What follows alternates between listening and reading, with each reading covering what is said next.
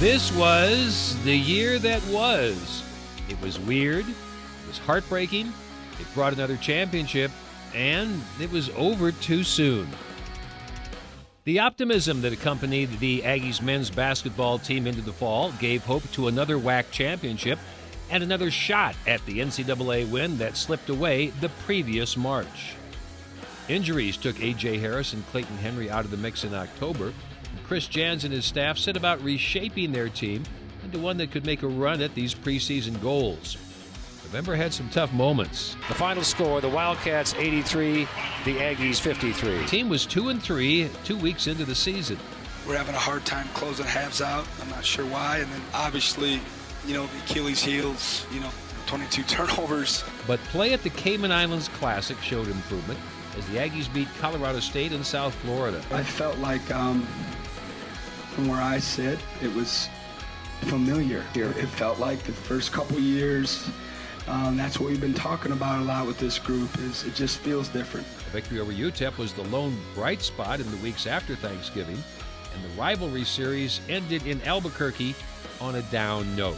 69-62 Lobos, and it's over. So was the losing. The Aggies began the nation's longest win streak December 18th when Evan Gilliard joined the team. He paid an immediate dividend in the 58-52 win over Mississippi State. He says he was welcomed by the existing squad. Yeah, they brought me in with open arms. They showed love from day one.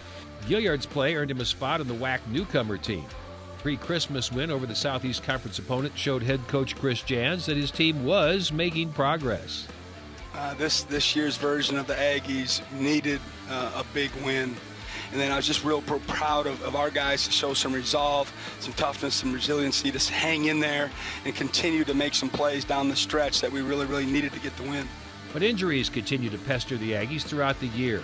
Terrell Brown's first 2 months of the season were hampered by a pulled hamstring and a stomach virus. Once league play began, Brown was ready to go, hitting multiple threes versus California Baptist, and started to look like his old self. I just felt really good, I felt like I put a lot of energy out there, when you got the crowd getting into it, and the rest and everything kind of gets to you.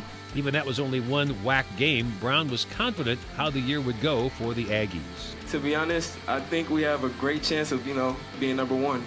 Just again. At the end of the year, Terrell Brown was named to the WAC All-Defensive Team.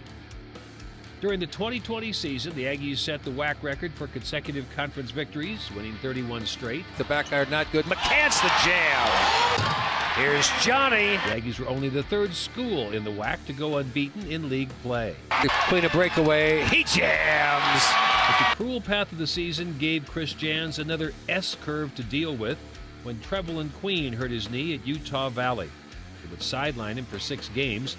But Queen had his own way of dealing with this temporary setback. I'm just like a real spiritual person. Growing up, my grandmother's always just had me being a spiritual person. Make sure I put God and have faith and keep hope at all times, no matter what adversity I may face. Center Ivan Aurekoitsea was en route to a first-team all-conference selection when he scored 23 points on a Saturday night in February in Kansas City. Ivan's teammates knew he was hot. That's something that I love from this team, that every time that they know that I'm hot in the post, and they just throw the ball from nowhere to the post. So thank you so much to them.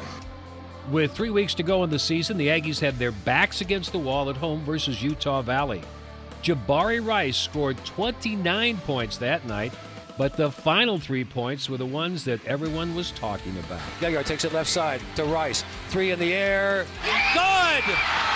Incredible! The year ended with double-digit wins on the road at Grand Canyon and Cal State Bakersfield, and a blowout at home over California Baptist. In looking back at the year, Coach Jans pointed to the moment that moved his team to the next level.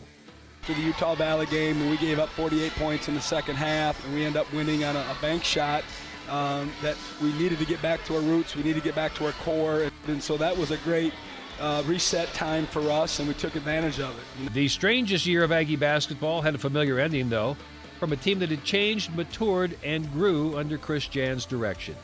I was pleasantly surprised. They handled it great. We got off to the out of the gate great, and they never let off the gas. They never let off the gas, certainly there in the end. The 2019-20 season produced a third straight WAC championship, a school record 9th straight 20-plus win season, and another year of excitement for Aggie fans.